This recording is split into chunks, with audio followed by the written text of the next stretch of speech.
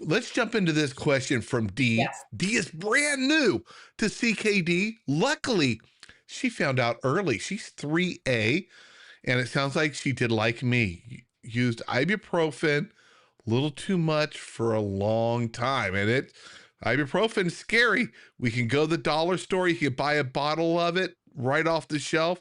A lot of nephrologists wish it was a prescription medication. Her doctors didn't tell her, she just learned about her kidney disease, but she also wanted to know about reading labels. What are some tips and what should she be looking for? Yeah, and there's a lot to look at with nutrition labels. I mean, there's a lot of information on them, right?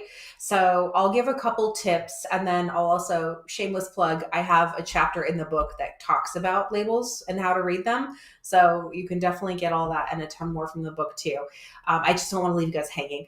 But the number one thing, first of all, is a nutrition label. Read it like a book, like top to bottom. That's really how you need to start, because if you start looking at just the potassium or just the protein, it's not going to make a lot of sense without the other context. And the most important context is the serving size, because companies can make up what they deem would be a normal serving size. Okay. So there is not a standardization across the board with what a serving size will be across different products. And some examples I've seen are like, I've seen a granola bar where the serving size is half a granola bar. Yeah. But they Maybe can for a make, baby. I don't even know. Like, who would be, oh, halfway? Well, that's it. I'm done. Like, Yeah. no, that doesn't make sense. But it's kind of manipulative that some companies, they can make these changes, because when they make some of these changes, then they can put like flashy cool things on the front of the box that they could say like, oh, it's low in sodium, because if only a half a bar is counted as a serving, then it's low sodium per serving. They're meeting this criteria of what low sodium is defined as, which is under 140 milligrams. So it could be that the whole bar is like 300 milligrams, but they're saying, oh no, but a half of a bar is low sodium. So that's the first thing you got to pay attention to, is the serving size. Another really common example is like a can of soup. You look at a can of soup and you're thinking, yeah, I'm just going to dump it into a bowl and heat it up and that's my meal. But oftentimes a can of soup is counted as like 2 or 3 servings. And so you have to look at that serving size, because if it says 500 milligrams of sodium and you're having that whole can and it's 3 servings, that's 1500 milligrams of sodium. That could be an entire day's worth of sodium for somebody on a very low sodium diet. So it is important to start with the serving size first, because that's how you're going to kind of tell the rest of the information. So I did already hone in on sodium, which is a very important thing to consider, because most people with chronic kidney disease, regardless of what happened with the kidney damage, because the kidneys play such a big relationship in managing blood pressure, most people will need to be on a lower sodium diet or a low sodium diet. So this could be 2,300 milligrams a day, it could be 1,500 milligrams a day, or somewhere in between that.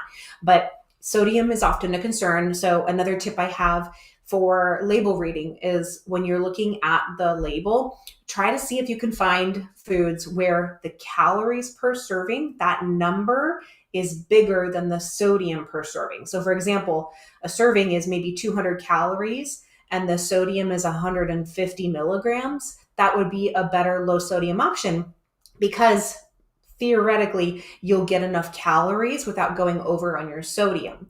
Whereas if you saw something that was 50 calories per serving, but 350 milligrams of sodium, it's not going to fill you up with calories, but it's going to give you a lot more of your sodium for the day. So that's kind of an easy trick that I like to recommend when you're looking at sodium on a nutrition label. Another thing to be looking at is fiber. And this is something that I think is really, really helpful, especially when you're looking between different types of carbohydrates. There's simple carbohydrates and there's complex carbohydrates. Complex carbohydrates are the kinds with fiber. So it is a whole grain, meaning the fiber is still part of that grain. However, there's a lot of products and there's things that have added fiber in. So you might see something that's more of a simple carbohydrate, but they've added fiber. But hey, they put the fiber back in, so that helps. but we want to get at least 25 grams of fiber per day for women, 38 grams of fiber per day for men. And getting enough of that is incredibly important for people with CKD because it helps with blood pressure control and it also helps with blood sugar control. It also helps us feel full when we're eating our meals. It gives us that satiety, which is especially important if you are following a lower protein diet, because protein is something else that helps keep us full. But if you focus on your fiber, that's going to be really beneficial in a lot of different ways. So check the nutrition facts to see if you can find if there's any fiber in it. If you don't see fiber, it doesn't mean you have to find something with fiber, but be thinking when you have that can of soup, for example, think of how you can add fiber to that meal to make it more filling and more balanced. So those are kind of like a few tips on label reading. I really could go into like all the different parts of it. So if anyone has maybe a specific question that want to ask about labels, or again, if you want to check the book for the full chapter about label reading, we've got that there as well. Yeah, and just like you mentioned, my number one thing is I watch the sodium because that was my biggest challenge is my blood pressure.